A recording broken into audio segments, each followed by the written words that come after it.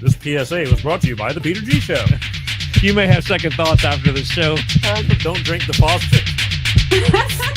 We're really talented. We should get Oscars. Just pick out a car, for Christ's sake. No, hi, my name is Peter. Yeah, I want. Here's good. Yeah. Madam Perry. I need to get back in the genie bottle. Louis from Pennsylvania, you're on. He likes it.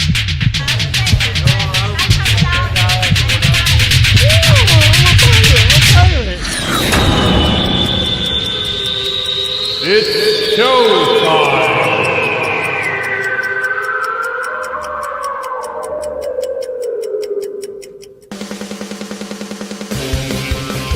Peter G Show, Peter G Show, divorced dad, single dad, divorced dad, single dad, Peter G Show.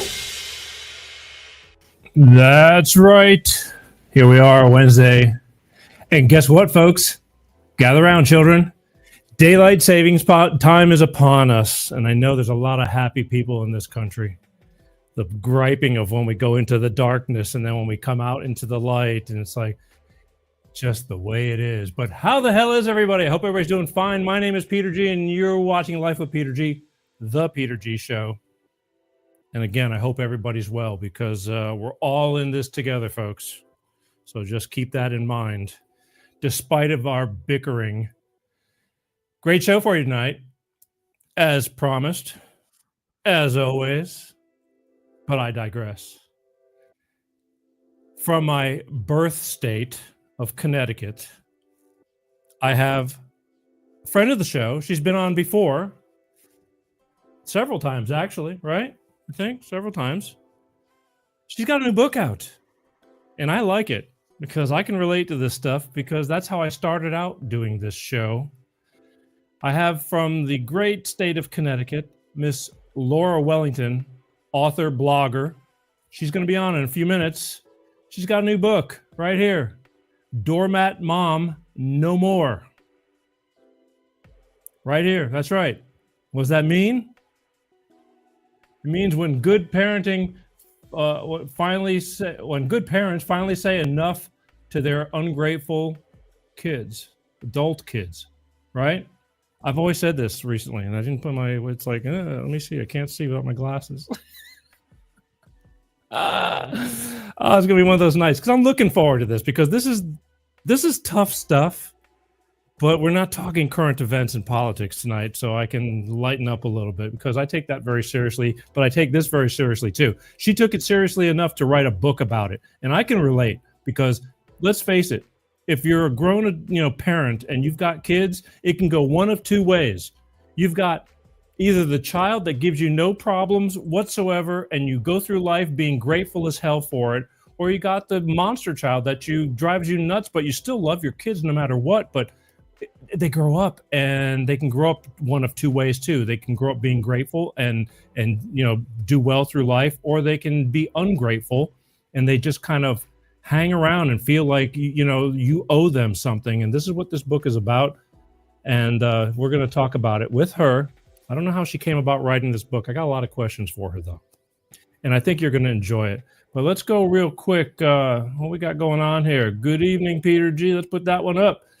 Steve B, out the gate. He was waiting in the wings. There we go. Thank you, Steve. I'm glad you got a good seat. Please share. Need people to share. Spread the love. Look, Paul says, hey, Pete. Paul, don't worry about my grass. It got cut today, right after you left. I just know these things. What do we got here? Lonnie, look at these people. Getting in early. That's right. You guys have the premier seating, and I appreciate that. Let's see. And Paul says, I'm Penny's doormat. Well, see, all kinds of people have problems, and that's why we're going to talk about this book tonight. But we're going to get back to that. She'll be up in a few short minutes before you know it. When we get to that, I want to remind everybody, as much as I love and appreciate you watching, I need you to share. Speaking of sharing is caring. Please subscribe. YouTube punishes me because I push the limits on trying to be truthful, which they disagree on a lot of things. But again, everybody's entitled to their own opinions, but they, kind of block me and shadow ban me and all that. I want you to subscribe to my YouTube channel anyway, Peter G Show, official Peter G Show, and the official Facebook Peter G Show. If you want to watch live and comment live like these fine men are doing right now, I don't see any women on yet. You need to be on the official YouTube page of Peter G Show or the official Facebook page or the official LinkedIn page. That's the only way you can watch live and comment. The show then goes on to be uploaded to 11 different platforms, your BitChute, Rumble, the Odyssey, and a couple other pages and things like that. And on demand, it'll also go to the audio podcast. I appreciate you guys who take the time out of your lives to watch. I know it takes a lot of effort to watch a long form show. You have to really want to watch, and I appreciate that. But when you're on the road, I know people that aren't even home from work yet. Right now, it's just a little after 6 p.m. in California. People are still driving, the dreaded drive. Some people commute for hours each day to and from work, which blows my mind, but God bless them. Put an earbud in your ear or just turn on your radio and whatever, Bluetooth it, go to your Google Peter G Show podcast. You can listen to the audio version of any show on demand. There's over 400 shows now, which blows my mind. We're getting ready to hit the official 300th live. When I was doing live, all the other shows were pre-records. But either way, great topics. You can find the other couple of shows that Laura was on. And, every show has a topic. Some are current events. Some, are yesterday's news. But God bless it, they were exciting to do. I'm still excited from those shows. That's the way I roll. Listen. Just do it, all right? I give you all these easy ways to catch the show, but you gotta, just follow, share, subscribe. It's all free. It's free. How much better do you want it than that? Life is short. Enjoy. I try to bring you some things that are worthy of and enlighten some people who are sitting on the fence, although I pay a high price for sharing my form of enlightenment, but I'm okay with that. Because I'm confident in what I'm doing is the right thing, including tonight's show when we're just trying to share. When I started this show, it was all about surviving divorce and single parenting as a man, but it was for men and women. A lot of people thought it was a guy's show. It wasn't. It was just trying to be a good parent when you're going through hell, because the kids get the repercussions of it. And then it progressed, and here we are years down the road. But again, everything starts with a reason. And when she came, and this was by a fluke. I happened to see the book, and I didn't know it was her that she wrote the book. And I said, okay, I'm calling her. So we're going to talk more about parenting. And this is adult parenting. Parenting, when your kids are grown, it's like blows my mind. But it happens, and I see it all the time. And we'll talk about that tonight. But that's what we're going to be doing tonight. And I don't really have a whole lot of... No, I could talk. No, I'm gonna leave current events and politics out of the show tonight. Not one single pipe. But catch me next week, because I'll be raring to go. Every day is. I should have a daily show, because every day I'm chomping at the bit, and I have to wait until Wednesday to get to it, and hoping it's still relevant. But then again, everything's relevant because life is so important right now. It really is. But either way, all good, all good, all good. So here's what we're gonna do. I'm going to bring Laura on in just a short moment, but first we need to hear from my good friends over at Clean Star Products with their money-saving fuel additive DX1 driver, because let's face it, folks, it makes sense to save money. We'll be right back. Don't go nowhere. Let us help you with the high price of fuel. Hello, I'm Ty Thompson at CleanStarProducts.com. We can optimize your engine, saving you money and gas. Here's how. Our program works the same with gasoline and diesel engines. Whether you're using a car pack or SUV pack, the instructions are the same. Add 1 bottle to your engine oil, and each time you change your oil, add 1 bottle to the fuel tank each and every fuel fill-up. It's that easy. You get 10% fuel economy on average, lower emissions, and increased horsepower. DX1 sells for $2 an ounce, so for just a few dollars a fuel tank, you can optimize your engine, saving you money and gas. Come on, give it a try. It's the finest green grade oil in the world from a California environmental company. You're going to feel it when you drive. Order online today. We'll get it out right away. CleanStarProducts.com/shop. That's right, Clean Star Products. I got 2 words for you. It works. I use it myself. Would have never believed it. You know, you see a lot of things, a lot of products on the shelves. You go, it works. They're proud of what they do, and they're willing to back it up. It's real simple. This little bitty bottle right here. Who would think, right? Look at it, the size of my hand. Either I got really big hands or it's a little bitty bottle, or both. This little bitty bottle is for sedans, 4-door car. You pour this in a clean oil change. Change your oil when you're changing it, and you should change your oil. I hope you change your oil if you want your car to keep running. You pour this in the crankcase of the oil. Lasts the whole oil change. That's what? At least 5,000 miles? 10 if you have a Mercedes.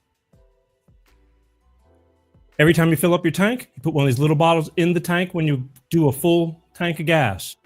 I noticed the difference within about 3 or 4 tankfuls. It works. If you got a bigger truck or SUV or something like that here, it's a little bit bigger of a bottle. Not very much bigger, but it's bigger. So what? It's a V8 engine. I have a V8 engine. It needs the bigger bottle. Works. But don't believe me. I know you're going to have questions because, you know, it's like, why believe Peter? So here's what I want you to do. Go to their website, www.cleanstarproducts.com. There's a phone number there. I have it all spelled out in front of you, too. You can easily do that. Call them. They want to talk to you. They know that you have questions. They'll answer all your questions personally because, again, they have a product that works and they believe in their product. But here's the kicker. Because you call them at that number, mention that you saw it on the Peter G Show. Should you decide to order, they are going to send you 5 bottles for the price of 4. That's right, 5 for the price of 4. And that's the perfect starter kit, especially for higher mileage cars. You're really going to notice the difference. On top of any car, it taking care and keeping your car running better. I noticed it on my poor old F-150 Super Crew that's got 216,000 miles on it. It's a great truck. I've had it since it was brand new. I know how it breathes. But as it gets older, as we all do, I could feel it slowing down. I poured this stuff in it, and I can notice the difference. My daughter noticed the difference. She borrows it to go pick up hay for her horse. Hay. She noticed the difference. She said, I get it, because we call the truck Big Red because it's red and it's big. and we've been calling that since she was born. And she says, Big Red, just I can feel the difference. And that's the truth. But again, 5 bottles at the price of 4. You mentioned that you saw it on the Peter G Show. Find out for yourself, because not only is it going to get you up to 10% better fuel mileage, which it did, it gives the horsepower back, which it did, and it's just giving more lubricity to your engine. It's just like taking care of your body. Good food, good body. Cars are expensive. Do yourself a favor. Invest a little bit. Keep your car, because cars are not investments. They're tools. And you lose money, and I'm over it. Fancy schmancy cars, I don't care. I'll ride a bicycle from now on. I can care less. It's like, hey, there goes Peter G. Right there. Riding down the street. Hey. Hey, are you riding? Hey. But I do have cars. And I do use this stuff, and it does work. So go to www.cleanstarproducts. Call that number right there at the bottom of the screen. Talk to them. Mention that you saw it on the Peter G Show. And that's it. Pretty simple, eh? All right. All right. Let's This is the part that I know Paul's been waiting for. If he's still here, yeah.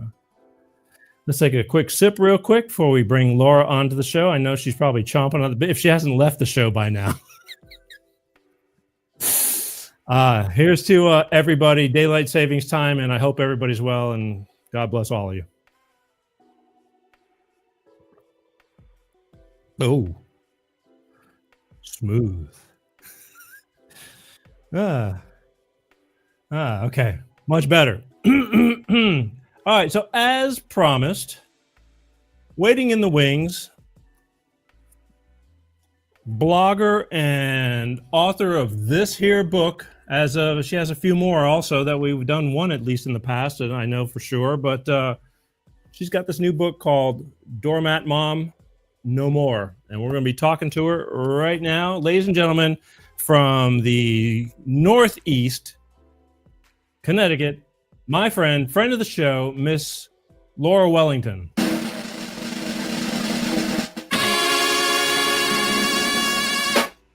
Hi. Thank you for not turning the show off and running away. Well, when you said we weren't going to talk politics, I'm like, I'm out of here. Yeah. No, I know you. I know you are better. going to talk politics. We are. Yeah. We Yeah. are. But again, it's a steep price to pay when I started going down that road. But sometimes you got to do what you got to do. Absolutely. Anyway, how are you? I'm good. I'm really good. Been very busy, obviously. You always tell me you're busy, which I believe it. I mean, life is hard. Yeah, but this whole doormat thing has been explosive. So, that has really kept me busy. Huh. Yeah. Wow. Yeah. Well, that's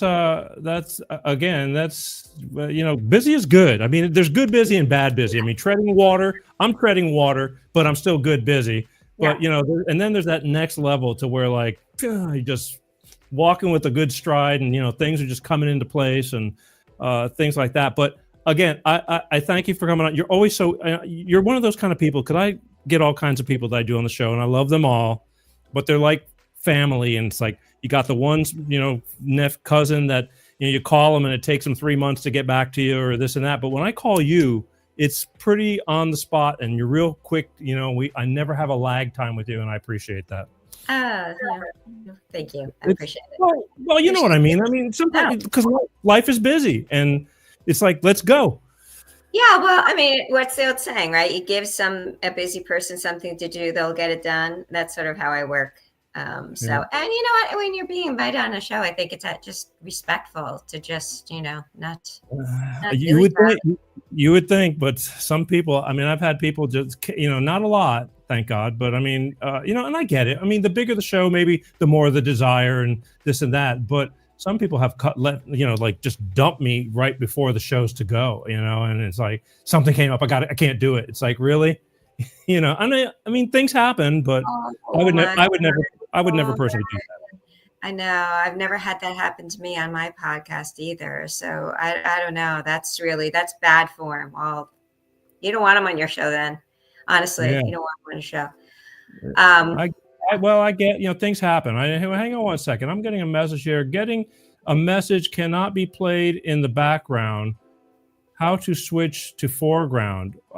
Steve B, I don't know what you're talking about, brother, but if you're on YouTube is working because my YouTube monitor is on. And see, I did a show a couple of weeks ago about men's health and depression, and I worded it a little bit edgy, and they took me down while I was live because they didn't know where I was going to go with it.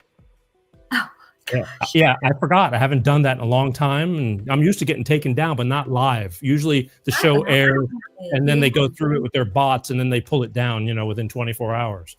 But they took me down 18 minutes into the show because I was talking about, possible stuff and depression and things like that. That was a good show, though, because that's a big topic.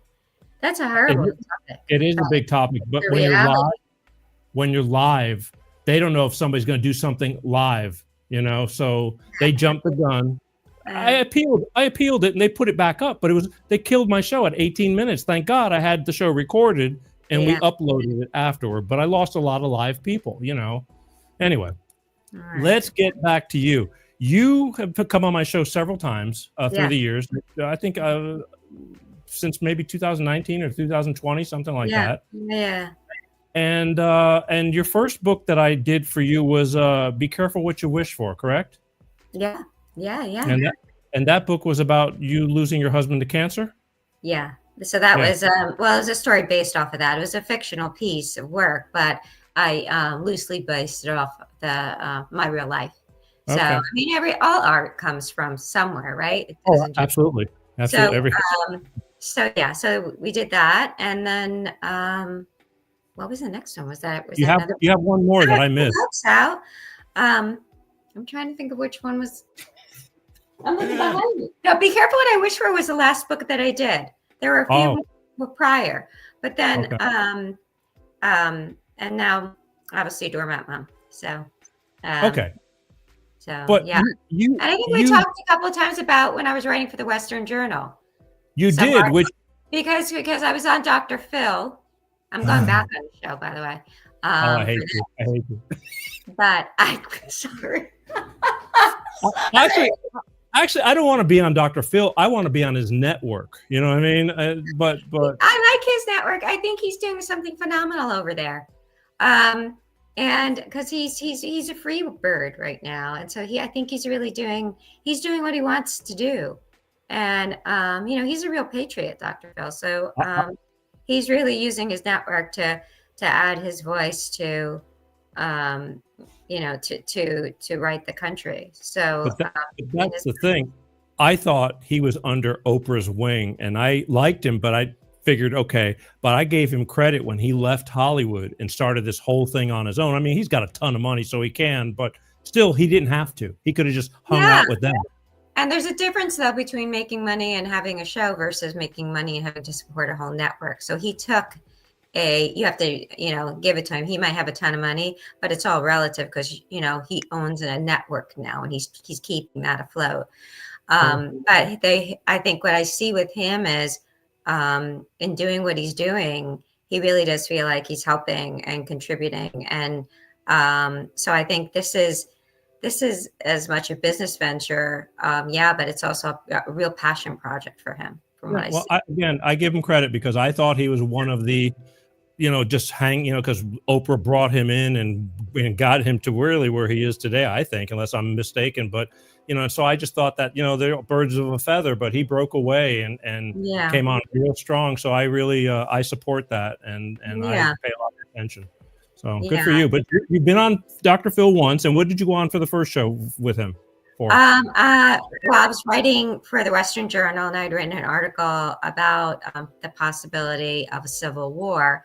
And so one of his producers read the article and invited me on to talk about it within a setting of other people who, some were saying that one guy wanted Texas to cede, another wanted New Hampshire to cede. They were just like a push me, pull me of will the nation go into a civil war or not, based on what the parameters. I was the expert on the show, right? So based on the parameters that the CIA uses to gauge whether or not other countries will go into a civil war. We turned those around onto our own country, and based on that, the answer was yes. And it's interesting because there's just another podcast, and now they asked me like, do you see something similar still? And I think it's a little bit different now because had Biden or Harris been let's see, we're not supposed to talk politics. I know. I'm thinking the same thing. I don't want to. It's so hard. I thought myself. Wait, am I supposed to be the one who the police? I'm thinking, but I'm going. No, I'm going. You go, girl. You go. Okay, I'm not going to finish that sentence. I'm not. Okay. But here's the thing. Okay, because that's another show. I'd love to have you back on any other show, and we can definitely talk about that stuff. But I do want to talk about your book. But the thing was, right, in fact, maybe it was this morning that I read that you are no longer are you no longer writing for them? No, I'm no longer writing for them. After the election, I had really committed in my heart to write for them throughout the entire election and everything leading up and whatnot, because I felt like that was my patriotic duty, right? And then what ended up happening is I started this venture. It just started taking too much time. I couldn't do both. And I said, you made a commitment to do it through the election season. Obviously, I'm a Trump supporter. So, Trump was elected. I'm happy about that. I decided to then opt out, let people who want to make that their mainstay, let them do that. Let me do this, because to me, this is just something that's just so underserved and such an epidemic. Let me fight this fight. And so that's what I decided to do. Okay. So then you started on this book. You wrote this book. How long did it take you to write this book? That book took me about 4 months. Yeah, no, it was quick. It's one of those books that just, unrolls out of you and lands on the page. And so, but I mean, this was an unexpected thing for me. This wasn't something I had planned. I didn't sit down and say, "Hey, I'm going to write a book about this." This came from a very personal place, and because I'm a mom. I have 5 kids. 4 of them are all grown up. Some of them are married. Some are not. And but we're a very close family. I was widowed very young. So I raised my children by myself, and we had great relationships. I have great relationships with my children. But then I had an unexpected situation where one of my adult children out of nowhere, and people are going to say, "How is that possible?" And I'm telling you, and without going into every detail in the book, out of nowhere, decided that I would not be allowed to attend her wedding, and she was getting married in Australia. She had been traveling around the world. She met a gentleman. Within 5 months, they decided they were going to get married. She had asked me they were going to get married in Australia. She had asked me to host a celebration here for the family and friends that wouldn't be able to attend the Australian wedding. I said I would. She asked me to attend the dress fittings with her virtually because she was getting dress fitted in Vietnam. I did that. There was no indication on my grandmother's grave. There was no indication that something like this would happen. And then out of the blue, she started hemming and hawing, with regards to whether or not I would be invited to the wedding. And this was after they had asked me for my blessing, and I had my first real conversation ever with her future fiance. Gave him my blessing and my late husband's blessing, only to within a week after that be told that and I had said to him that I would I look forward to attending the wedding in Australia. He went back to her, told her that something clicked in her. Within a week, I was told by her that I wasn't going to be attending, but then after that, with not even a week after that, she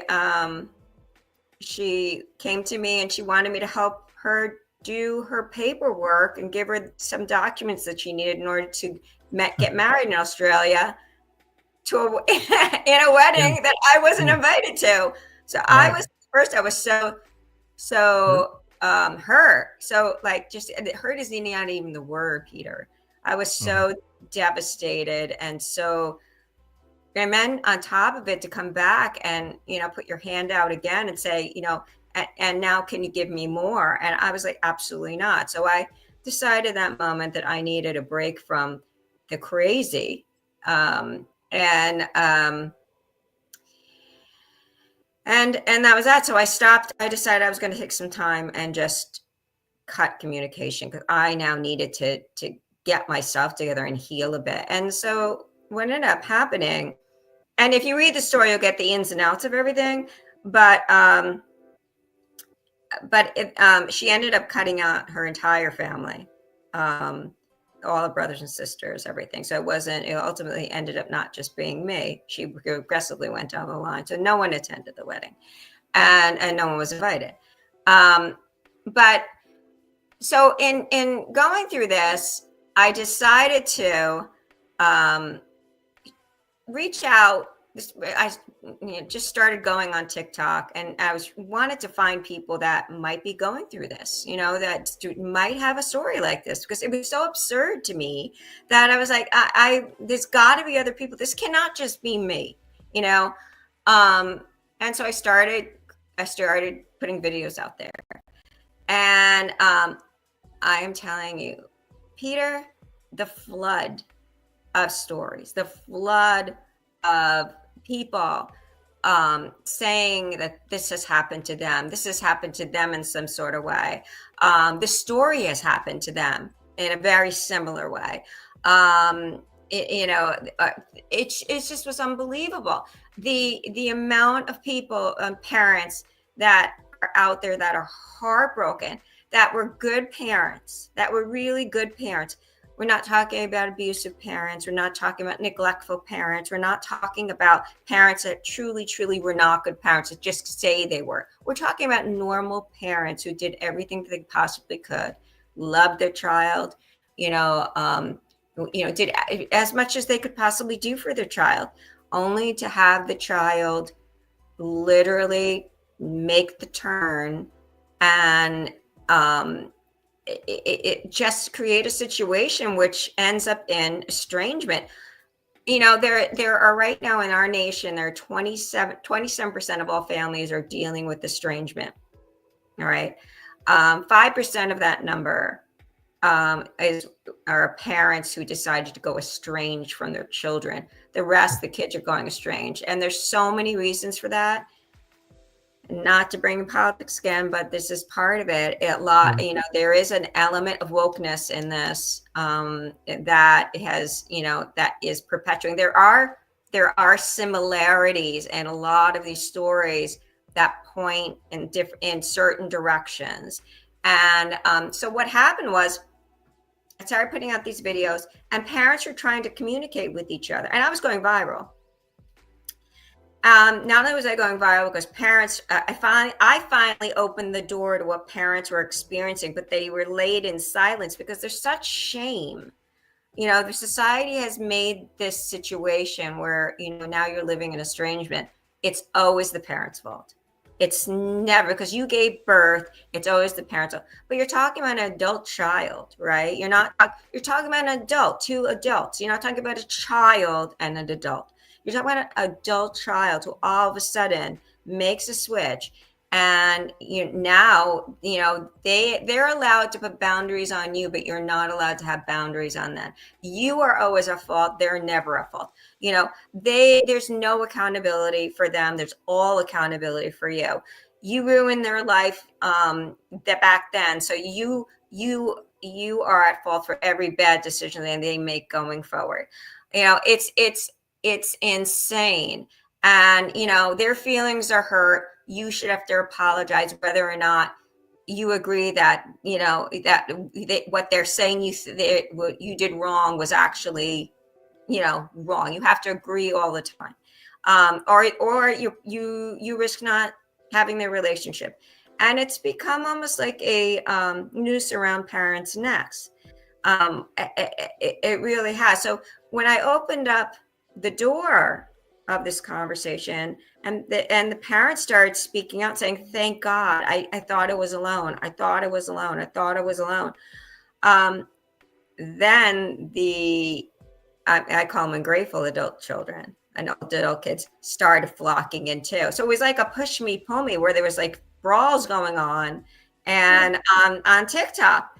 But what I noticed among the parents is they really needed a place to talk about their issues, feel safe, feel supported. And they couldn't do it on TikTok because, you have like a couple of characters and then you have to do, enter again and start the next paragraph. And then I decided to create this Facebook group. And so I created this Facebook group, that Doormat Mom No More, which is, obviously on TikTok, I'm Doormat Mom. The book is Doormat Mom No More. And then when good parents finally say enough to their ungrateful adult kids, and I tell my story in there fully, and then I talk about a lot of what I have experienced, myself, but also all these other parents have experienced, and I talk about that in the book. And it's really a community book. Like, hey, you know what? The community is here. And if we don't do something, it's just going larger. I launched the Facebook group. It starts going wild, right? And I'm not only getting parents from the US, what I didn't realize is that this is also an issue in other countries. So this has become an issue. The people from the UK, people from Canada, people from Australia, people from Germany, people from, I mean, all these different countries are all now in this Facebook group. And it was so funny because when that started happening, all of a sudden, I first like from the UK, wait, it's happening here. Wait, it's happening here. Wait, it's happening here too. I'm like, oh, this is the quietest epidemic I've ever heard of in my life. And so this started growing. I was getting like 50 new people a night. I had to bring on another administrator just to vet, because what was happening too is these people on TikTok were so raging. They went to the book. They tried to kill the book with reviews.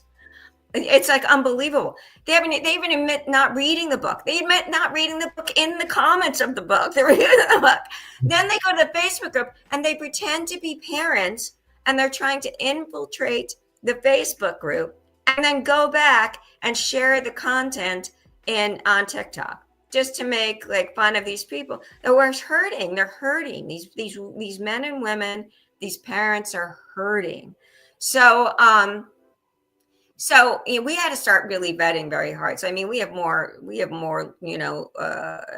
barriers of entry right now than you. Let me ask you a question, because I want to back it up a little bit more. How long ago did this happen to you with your daughter? This happened to me, I think it was August. August. Oh, wow. You work fast. Yeah. Because you know what? It's not even me work fast. It was just a progression of, I didn't expect to even like launch a Facebook group, Peter. It was just more of this happened to me. I wanted to see if I could find people, because I was in pain, right? So, I mean, this is not something no, it hurt. normal. So, especially after raising her as, a widow, and all that I know I did to just keep her and her brothers and sisters together.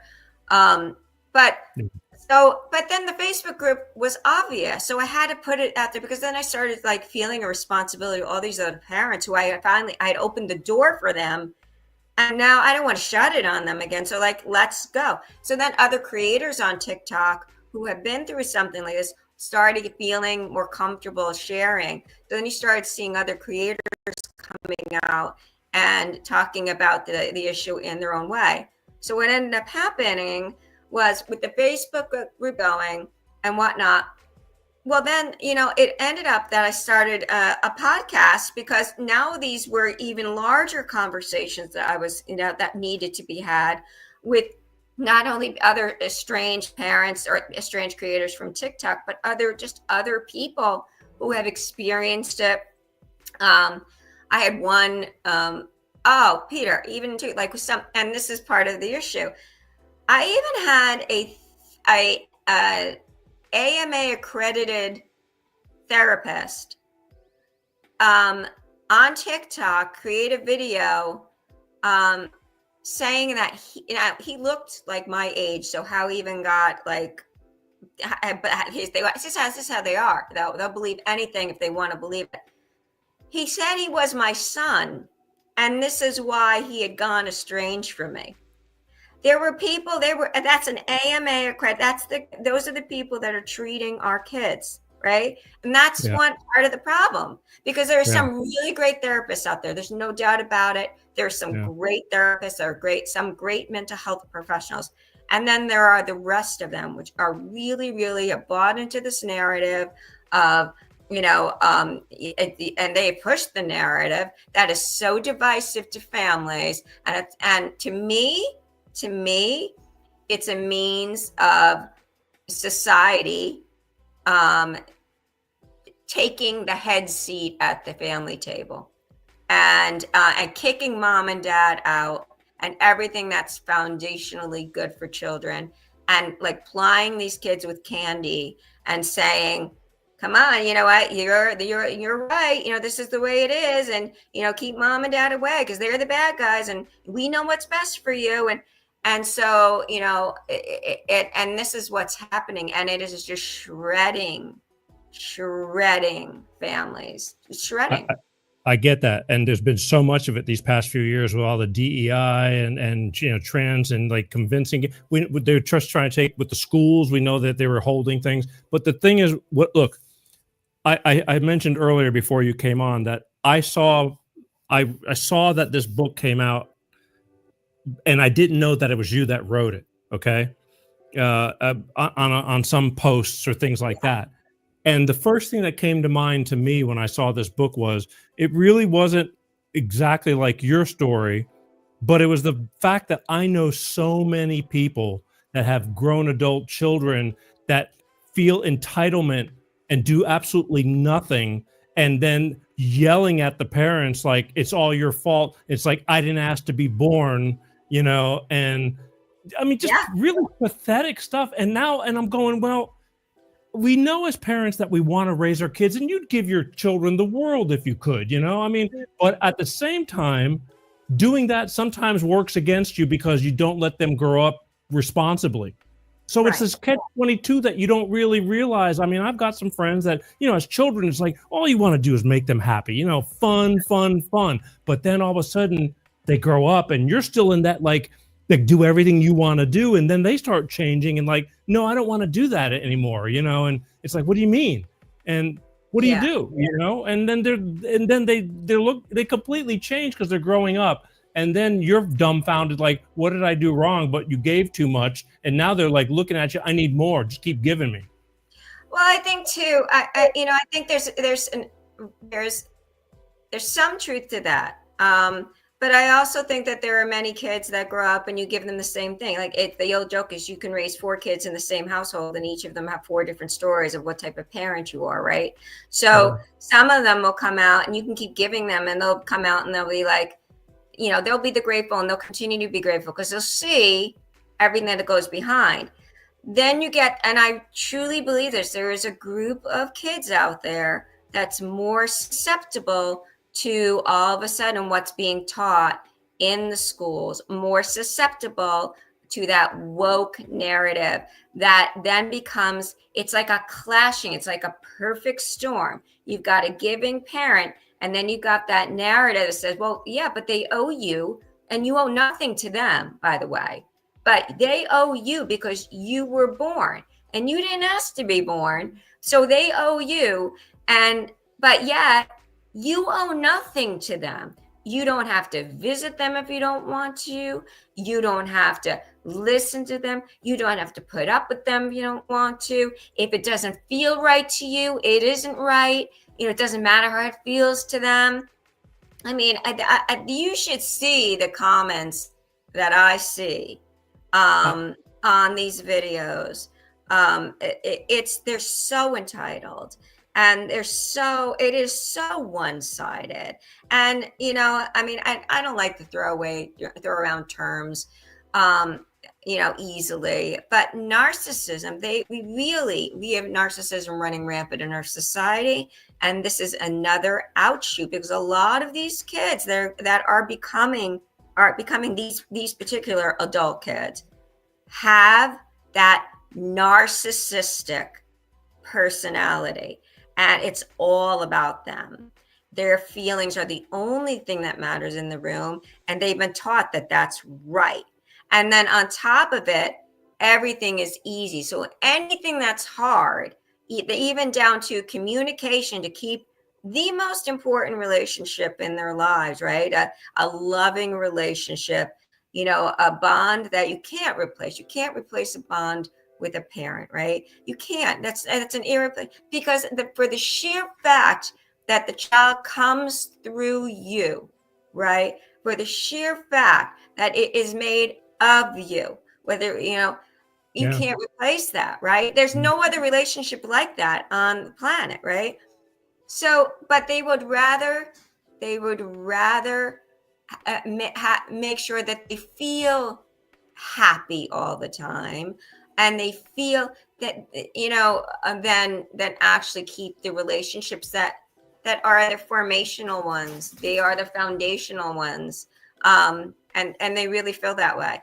It is mind blowing, and they'll support themselves. That will be the hill they all die on together, because they really truly do believe that. You're going to get a lot of parents. I blame a lot of parents because, again, you love them, but then you always give in. They give in all the time, and then they get older and they just keep on, and they don't know how to say no. We grew up in a generation, we're relatively close in age, that my parents went through World War I as children, and then we're in World War II as older children, and they knew what hard times were. So then we get these generations now. It's been good and life has been easy, so we didn't raise hard children, because who wants to go through that? But in return, we raised weak children. Well, I think that there's definitely many of them that are weak, for sure. Yeah, not all, because I'm, knock on wood, I don't know. No. I think, because there's some great kids out there. But you know what, Peter, here's the thing. There are complaints about the boomer parents too, right? We had boomer parents, yeah? Our kids didn't care. I mean, our parents didn't care whether or not our feelings were hurt. It didn't matter to them, right? Oh, yeah. Right? My ass beat. Yeah, right. So it doesn't matter. They just, they're just surviving, and they're providing, and they don't care, and they get criticized for not being responsible enough to care, right? So then then you get the Gen Xers, right? And the Gen Xers are like the products of that, right? So they can like survive it, with a toothpick and out in the field, and they'll be fine, right? But then then you get criticized as a Gen Xer for caring about the feelings of your kids, or doing the best you can, and so there's never going to be one generation of parents that gets it fully right. They just won't, because there's always going to be the next complaint, and parents are people. But the thing is, what we've lost is the understanding that, there is a good enough. There is a good enough in parenting. There isn't a perfect, but they've now made perfect as the standard, right? They have turned perfect. That's the only line. If you don't meet perfect, there is not a good enough, because a parent could never do good enough, because the person who interprets good enough is the child. Who said that? Who made that right? Who actually ingrained that in stone? Because again, that doesn't mean that because the kid didn't get something on a particular day and now they're taking that with them for life, that the parent didn't do good enough. You know what I'm saying? I mean, all of a sudden, it's always what the child has defined, which is the right thing. That's not right. I mean, someone else was there too, and they were the adult in the room. And so, it's I always say, it's just like, there's not two stories. There's always one story with different experiences in it, right? And so just because one person has a particular experience, that doesn't mean that's truth. Yeah. So you have to accept and at least look at both experiences, right? But these adult kids I say there's only one experience, and either you agree with my experience or I don't want you in my life. And on top of it, I'm taking your grandkids with me, so now you don't have a relationship with them. And that is a huge issue. And it hurts it hurts the kids, and it hurts the grandparents. The mere fact that they can even say that and mean it blows my mind. Because, it makes you wonder, sometimes it's like, well, what kind of relationship did you have? But it happens. And it's like, again, you're saying nothing is perfect. There's no such thing, because every situation, you don't know who's struggling. You do the best you can. Now, it's one thing if you're abusive, I've had, completely different ball game. But most relationships with children, I mean, you're bringing them up, you're doing everybody struggles. Not everybody's got it, no problem to do that. And you do the best you can. My daughter confessed to me not too long ago, because I hardly ever have to scold her. She's 19 now. But I gave her a little bit of rope, and she kind of messed up a little bit on something when I was away. And it wasn't bad, but it was just the fact that, she didn't tell me exactly what was going on. And I get it. Part of growing up. Right. And I always said that I never scold her enough, and I'm afraid she won't be able to handle it when the time comes. You know what I mean? It's like screwing up has its advantages too, if you learn from it. Yeah. And she told me, she said, when I was divorcing and she was very young, there was times when my ex would say she doesn't want to go with you. Why don't you let her stay? And the fact was, because I went through so much hell, and I had court orders of when I should have had her, and I stuck to those rules. Right. And my daughter said there was times when I really didn't want to go with you. And I get that, because when you were a kid, she was doing this or doing that. I said, but somebody's got to be the parent. It wasn't killing you. You didn't die from it, but I felt very, very bad from it. But you can't let the child rule the roost, so to speak. No, you can't. But, when you're talking, and you can never let a child rule the roost, right? But then now you have adult children that, are living their lives, and they're saying, they're speaking their truth, and their truth can be really stunning at times when you've been a good parent. And the stories I've heard are really just crushing. The other side of it too is, someone had explained that the children that are actually abused, right? There's like two different types of kids right now out there in this category. They're the kids that are really abused, have been neglected, and have every right to be angry, and have every right to have a relationship, have whatever relationship they decide they need to have with their parents to protect themselves. They have that right to that decision out of self-protection and whatnot. Those are the really abused kids. I feel bad for them. I'd stand up for them first in a heartbeat, and I know you would too. But then you have the kids that are putting themselves in that category, right? And falsely. So they're actually delegitimizing the other kids, what the hell these other kids went through. These kids don't know that hell. They don't know what that is, right? But yet they identify as if they do.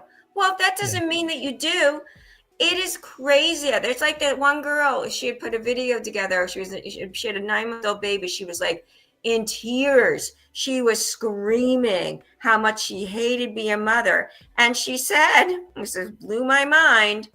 She said she has 17 and a half more, years of this torture. She's so sorry that she hung all her dreams on being a mother, and that she warns other women who are considering being mothers to just imagine, just visualize, and know in your heart that if you were a mother, you would be a great mother. You would be a phenomenal mother.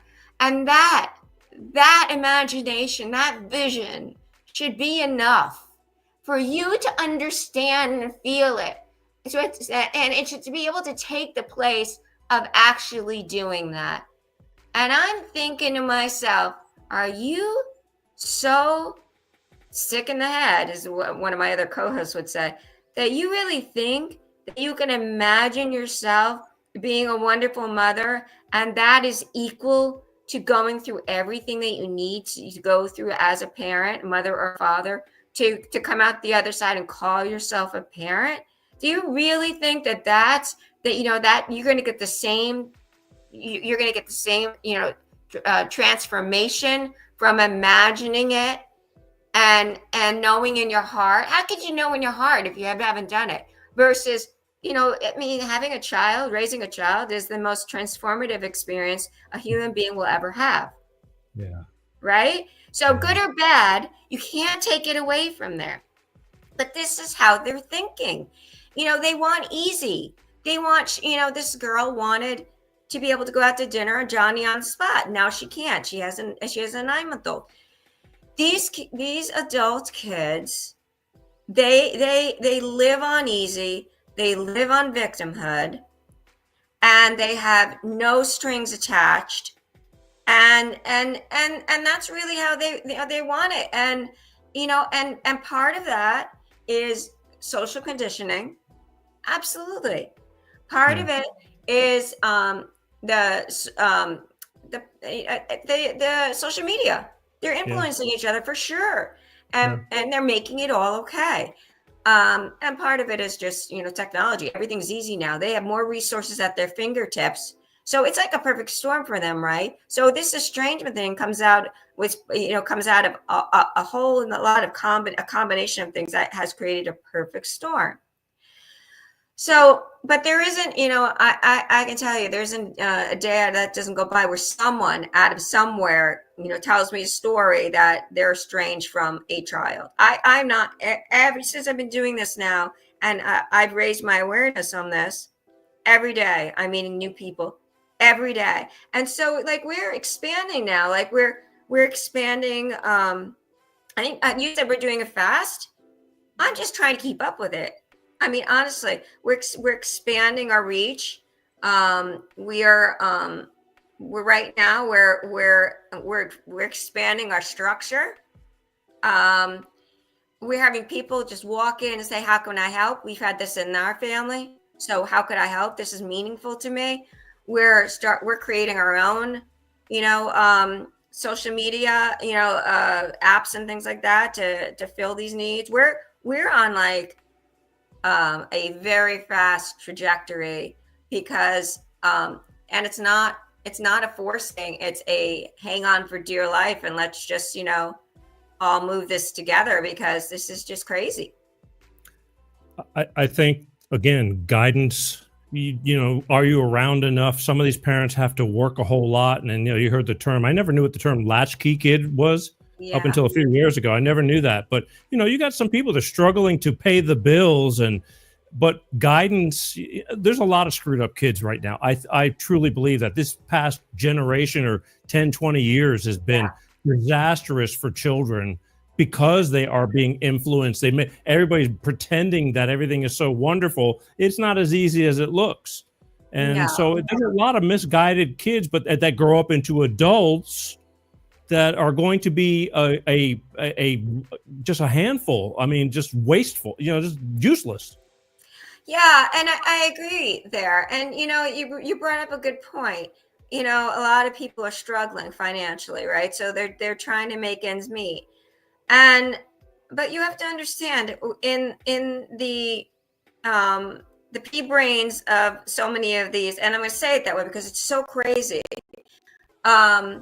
That the influence of these adult kids have been taught that there's only a few qualifiers that meet the definition of a good parent, and providing for your child doesn't qualify. So if you go out there to support them, make sure they have the necessities and more. And make sure that the lights don't go off. That's not love. So just get that right, Peter. Okay, that's not love. Okay, that's money, and they don't want your money. They don't want your money now because they're living on their own. But sure as hell, they wanted your money then because they would have been starving and on the street. But that does not qualify. So you have to get that right because this is what they're thinking, and this is what they're saying. This is what they're sharing on social media. It's insane. All right. And that's why people are so crazy. And you're right. I mean, it's explosive. As I said, it is the most silent epidemic I've ever seen. And I've been a journalist too. It's just the craziest thing I've ever seen. Do you think drugs and alcohol have a lot to do with a good handful of these separations and cutoffs from the parents? There are some that, yeah, absolutely. There's definitely some. I can tell you some of the themes, some of the big themes, because there are themes. among the people in my group and whatnot, we talk about these themes all the time. One is, and this is a big one, it's so crazy, is when the child is fine, has great relationship with the parents, there's nothing going on, they're close, a close family, and then he meets or she meets someone and falls in love, gets married, and that someone, all of a sudden, that influence breaks the child, and not in a healthy way.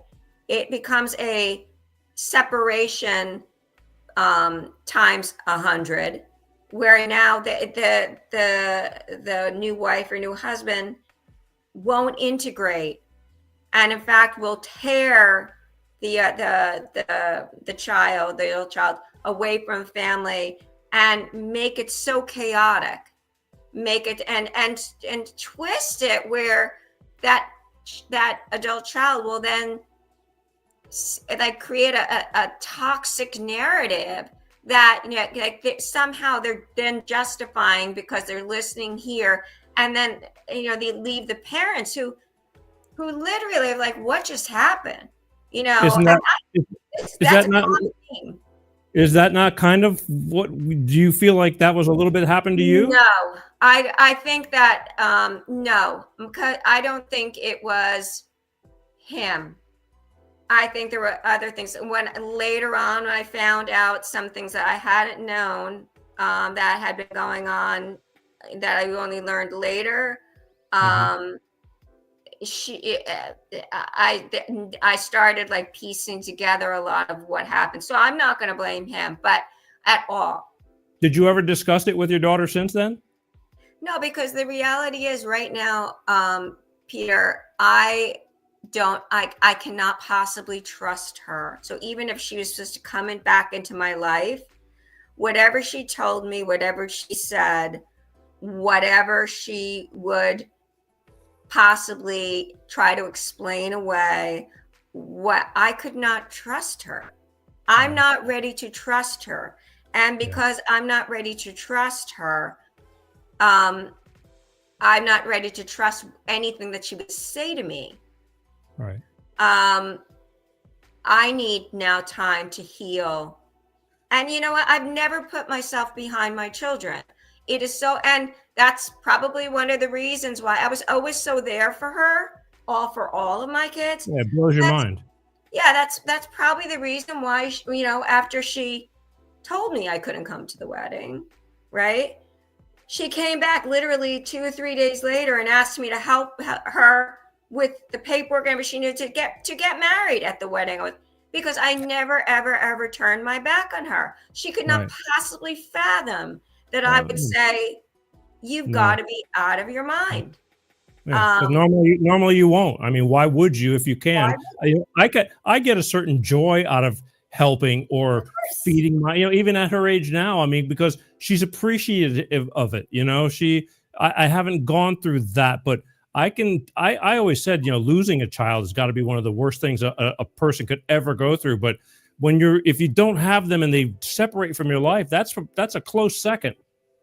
Yeah, and to have to do that to her, it was just such a hard, because you have to imagine how hurt I was in that moment and thereafter, to do that, where I now have to choose myself and my own self-protection from whoever this other person was on the other side, because that's not who I raised, obviously. And I'd find out some things later on where, that was not who I raised either. And things I'd later find out, after she went to college, that I would then find out what was some things that were going on in college that I didn't know about. And, so, it's just insane. That's my next biggest fear. Yeah, right. No, because they get freedom. They get to go do what they want. They start growing as people, and things that they won't tell you. But it's just honestly, a lot of that stuff is just normal growing up stuff. But it just sucks. Yeah. No. So it's very true. So that's one of the themes that goes on. Another is drugs and alcohol part of it. Yeah, absolutely. That's another theme. Another is just the entitlement theme.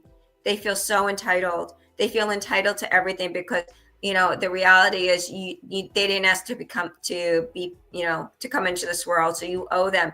And if you continue to be a good parent and try to help and continue to be and try to help, if you don't keep helping, if you finally say, look, I can't help anymore. I don't even have enough for me anymore. And this isn't, some of these parents are in this situation too.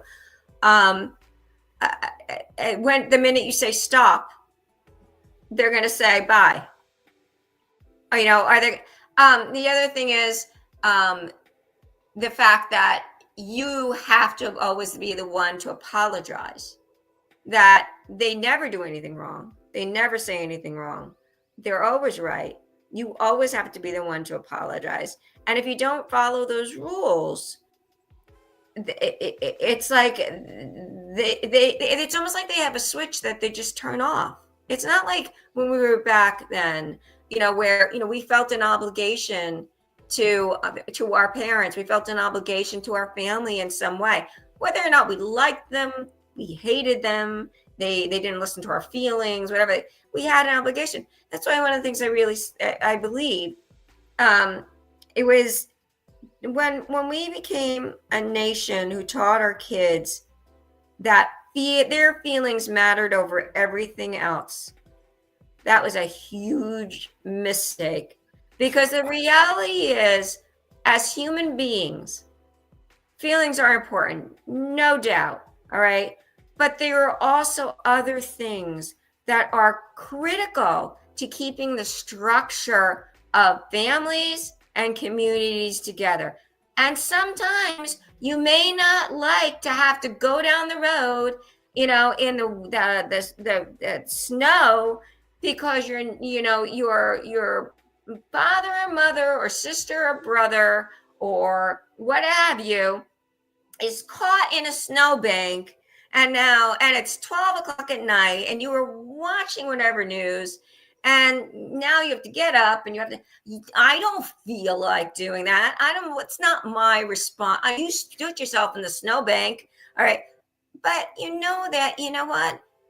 You were taught that, you know what? No, you help your brother or your sister get up, get your parka on, go down there, pull them out. Okay.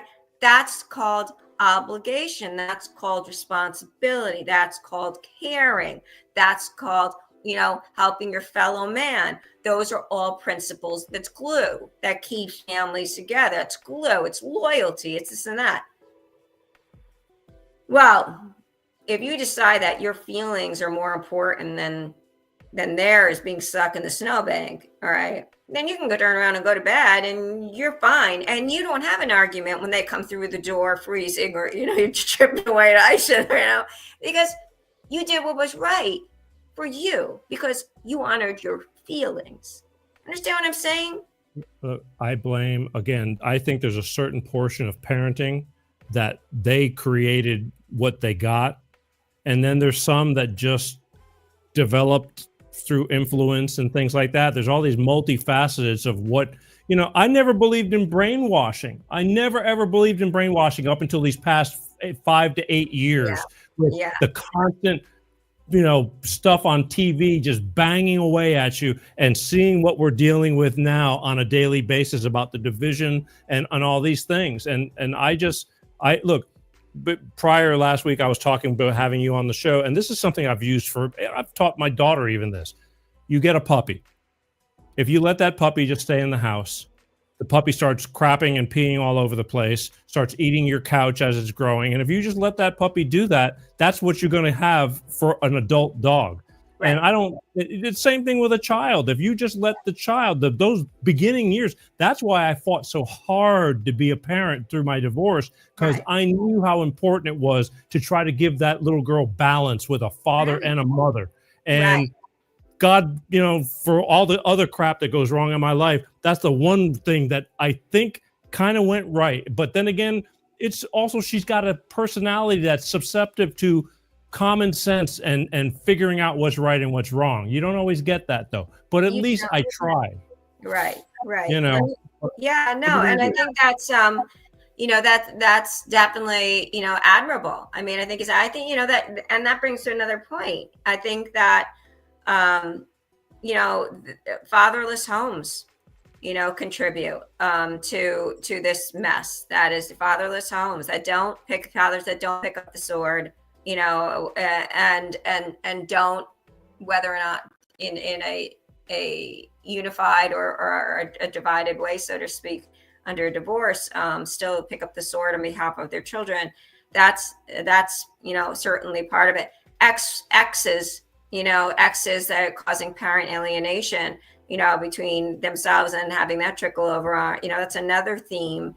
You can go into join the face group and see all the themes are like, and it's really heart-wrenching to see some of these stories. And what I love about the Facebook group is they really have become a community of support for each other, and really just very tight. It's which has been a wonderful thing to see, because they needed it.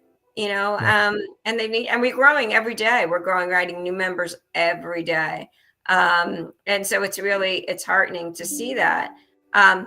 It's really been crazy. But now I'm at the center of it, and I'm just, I'm just going along for the ride. I'm steering it.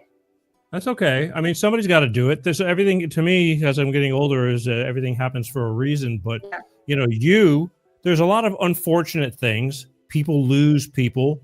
I have my daughter, her best friend's father passed away when she was 14 or 15. And, I see the hurt in that girl's eyes.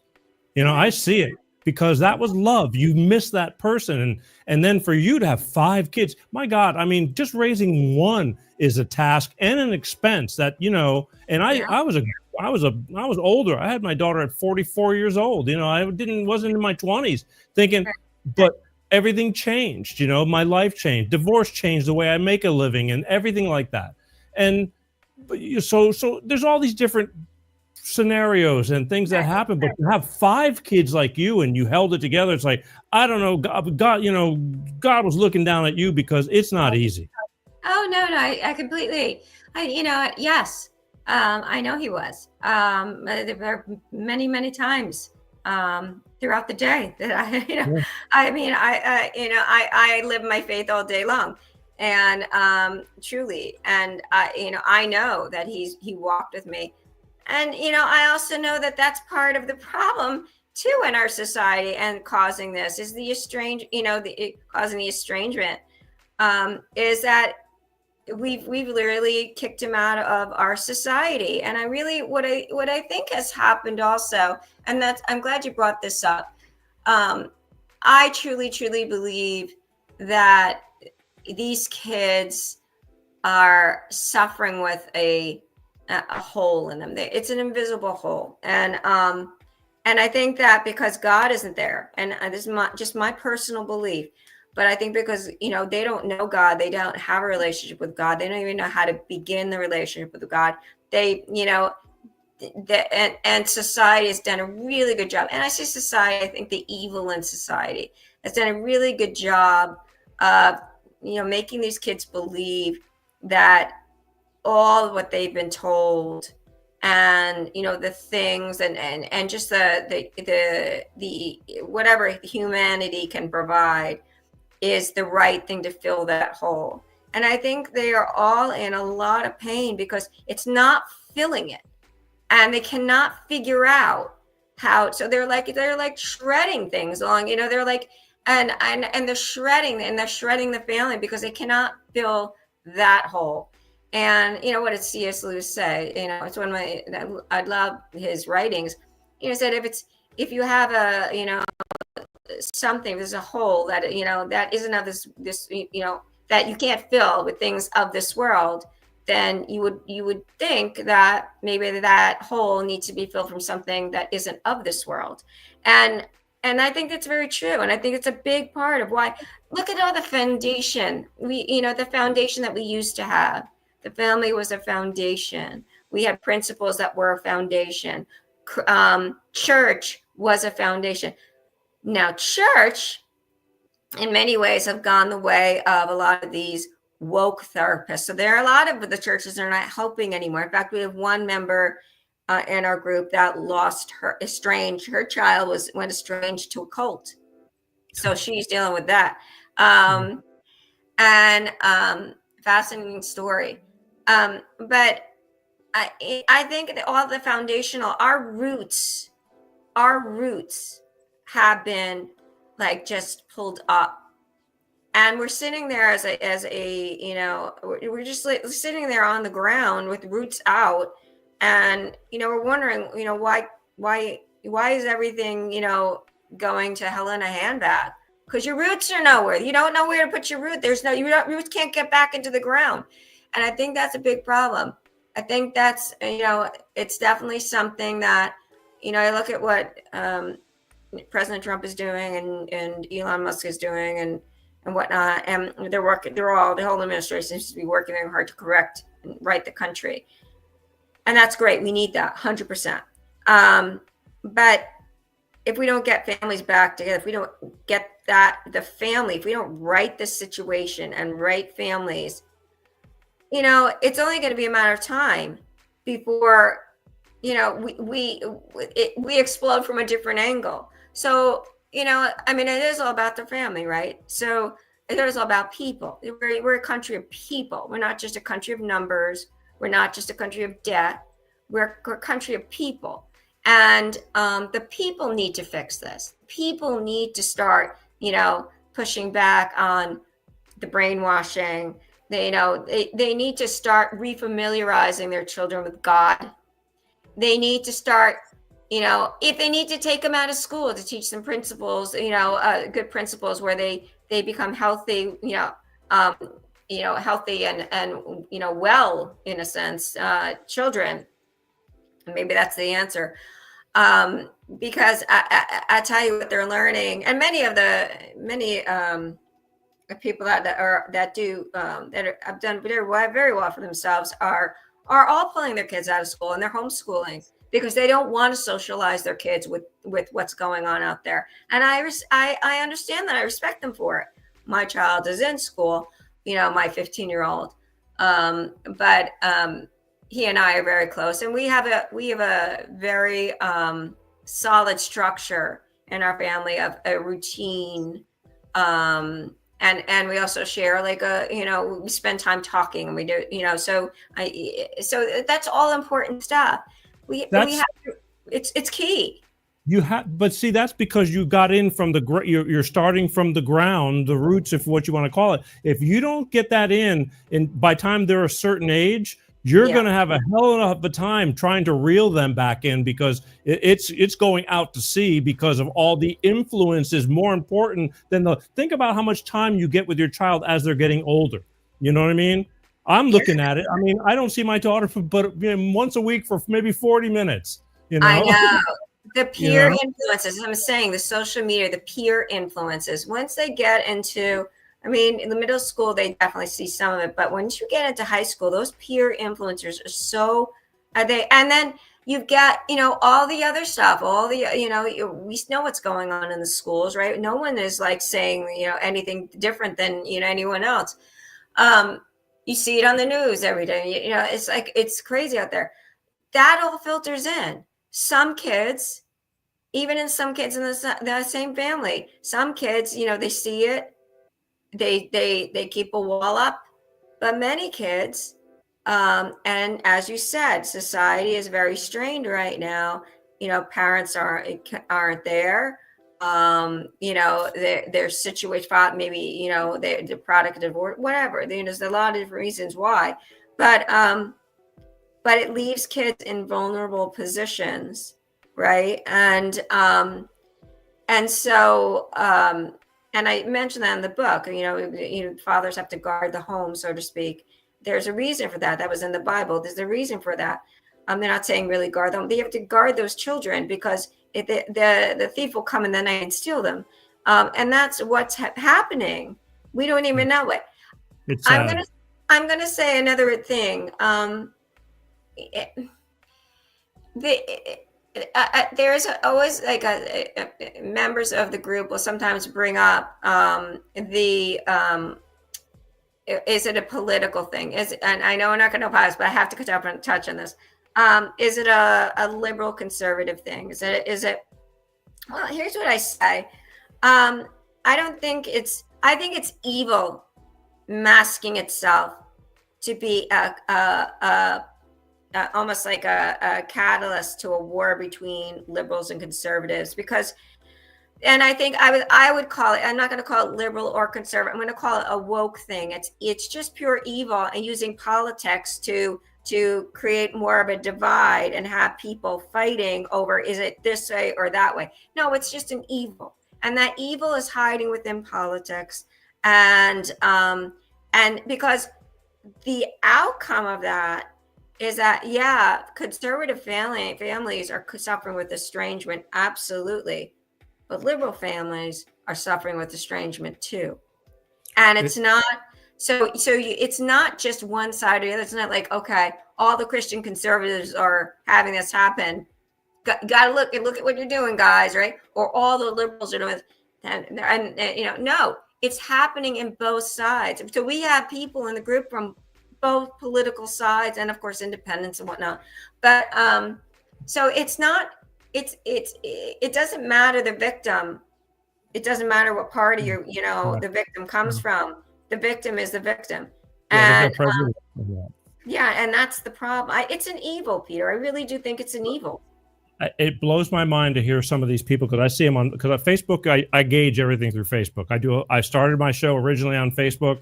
I have a good following on the official Peter G Show page and of Facebook. But the thing is, I see some of these people that go woke as hell and proud of it, and I'm going, to me, it's an ideology. It's not just a word. It's a whole way of thinking. And I'm going, how can you say that and be proud of it and take it and run with it and just saying woke is, I don't get it. I just don't get it.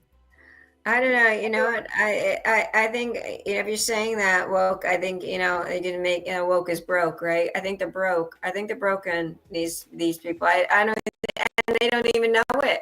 They don't know it. Functioning, successful people that say it, sadly, here in California. But there's got to be something. I don't even understand, like, what is that philosophy? Like, what does that even mean?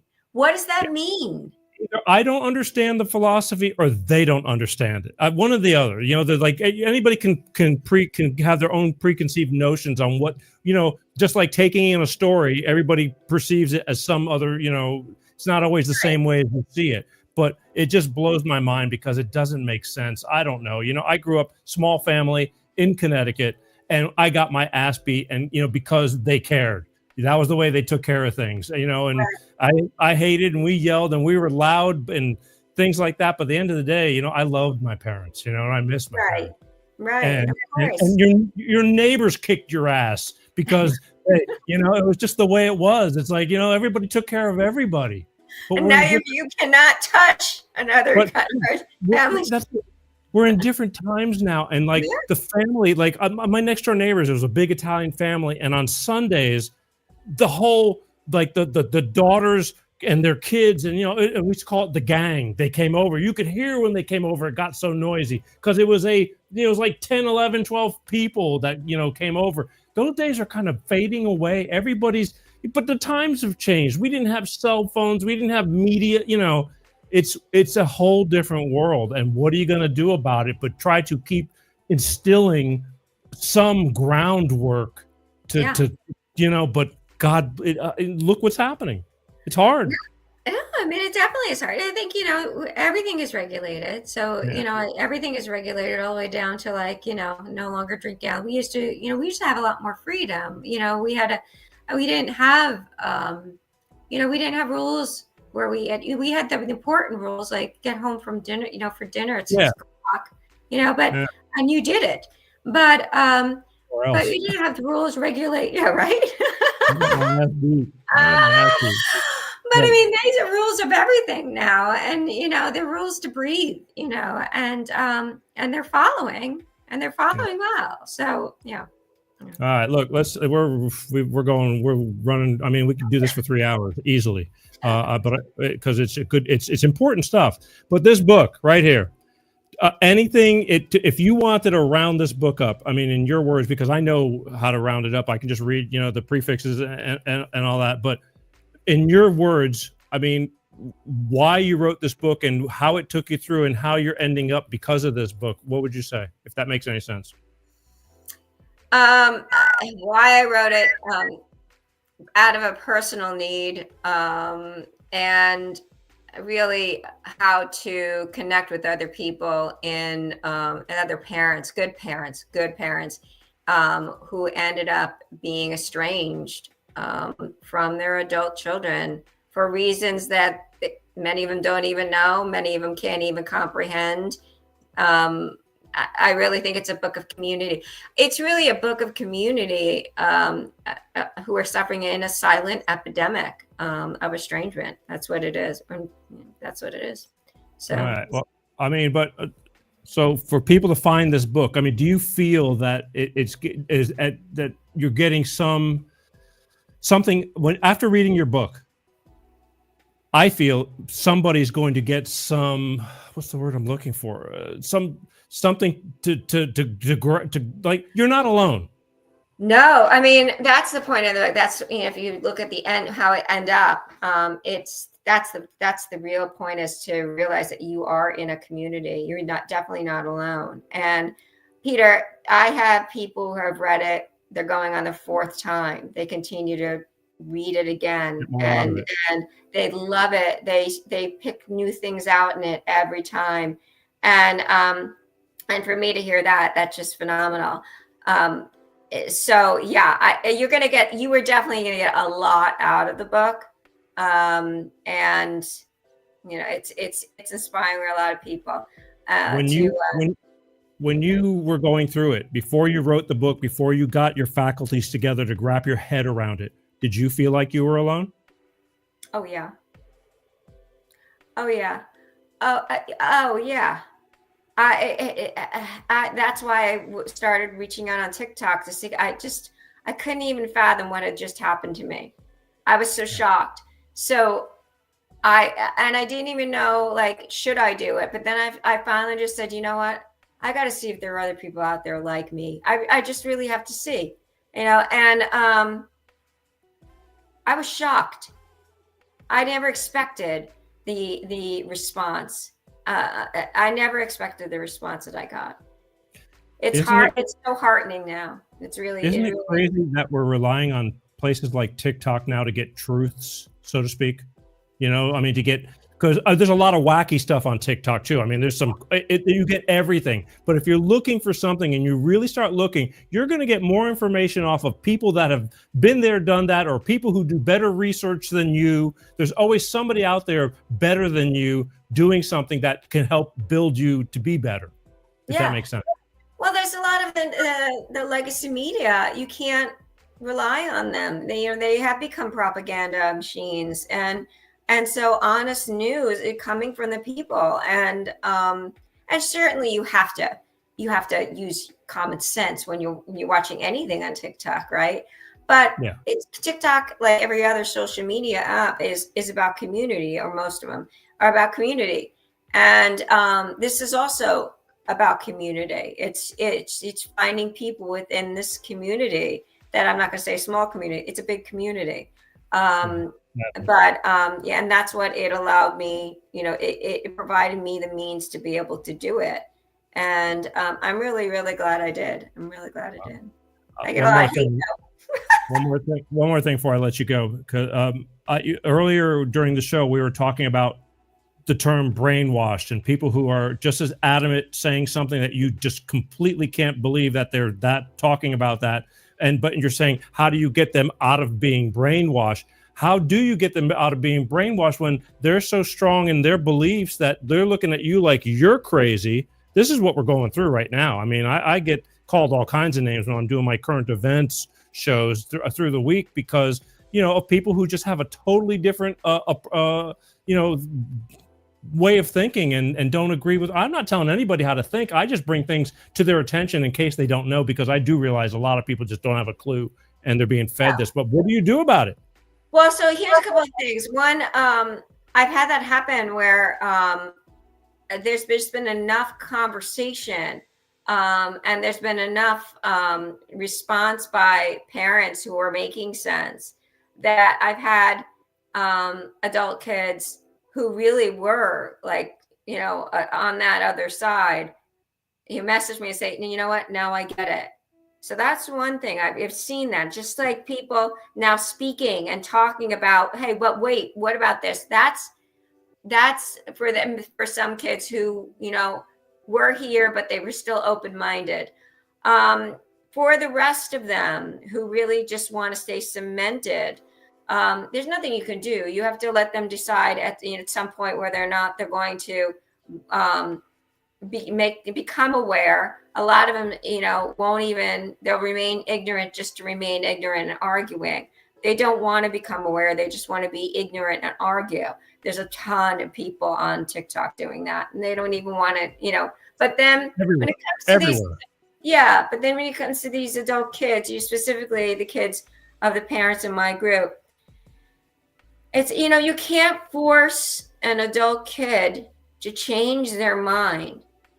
You can only decide to go on with your life and I say it this way, let God orchestrate their steps to learn. And that's going to be time, and that's going to be their own life experience. And that some people will term it karma. They're gonna learn. It's amazing how life just shows up and teaches the lessons that people need. It's happened to me. It's happened to you. I'm sure it happens to everyone, and it's gonna happen to them.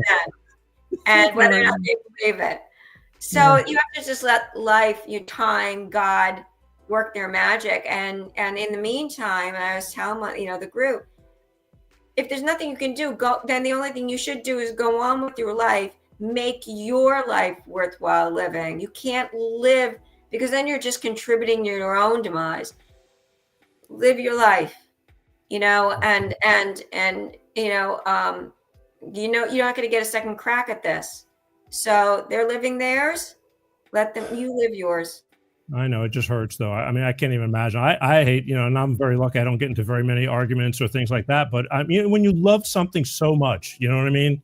And you've raised that child from birth, and I mean, it was a life-changing event to me. Maybe because it's my only one. Maybe if you have 5, I've seen people you get a little less, a little more numb. You get a little more numb because every kid drives you differently.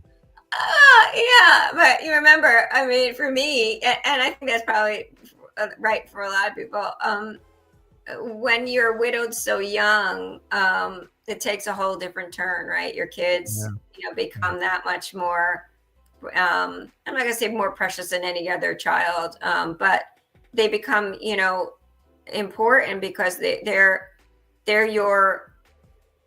become your world in an essence, Yeah.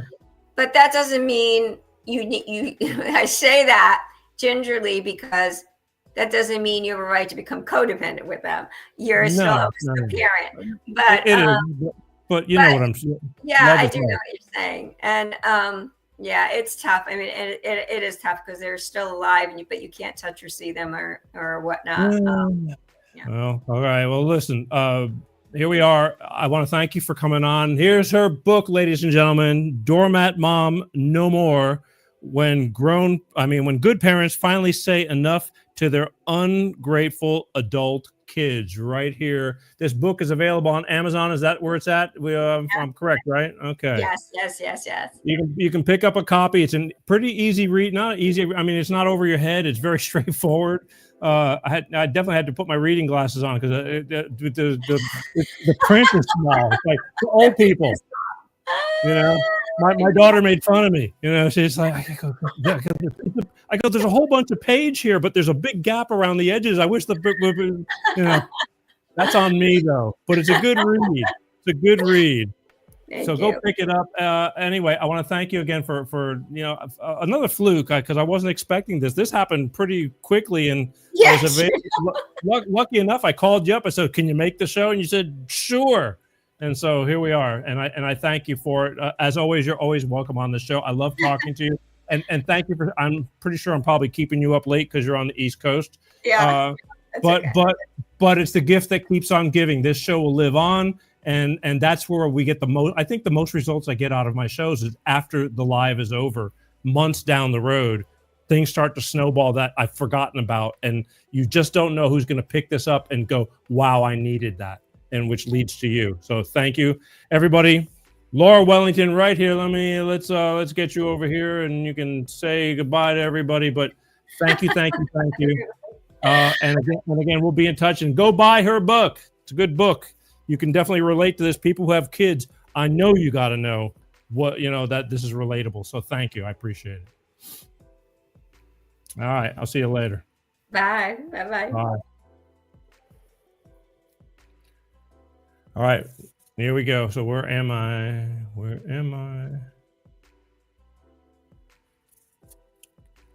Get her book. This book, for those of you who are going through hell, I mean, it just gives you relatable stuff to go, wow, because I know how much it hurts. I have friends, I've seen it. I feel it for them. I feel all kinds of things. I mean, maybe I'm just getting soft in my old age, but I just care. It's just the way it is. That's why I get up every day and do this. I didn't have to do this. I could just do nothing. Nothing's good, but I feel a responsibility, and bringing people on like Laura to talk about things like this, well worth it, because we're sharing experiences. When my parents were aging and starting to get sick, I was 2,000 miles away from them, and trying to manage them, their health, being taken care of, because I couldn't leave. I was just starting with my child. It was hard. But if it wasn't for the help of other people pointing me in the right direction, hey, you can go to the Council on the Aging for social services, that they come and help, somebody comes over there and things like that. I owe it all to the people who pointed me and helped me. And this is what I do. And this is what we do, because again, you can't know everything, especially when you're stumbling into new territories that you've never been into, things that you never thought you'd be into. Laura Wellington, her book, get her book. It's on Amazon. Doormatmomnomore. It's a good book. All right, I want to thank everybody. Let's take a sip one more time. I want to thank everybody for tuning in. Every week is something of worth that I try to bring to you. Whether you agree or not, it's another story, but at least if you listen, I'll give you credit for listening, because a lot of people just won't listen. You won't listen. You're stuck in your way, and it's like, no. And I get that. I've had my share of my own, the same thing.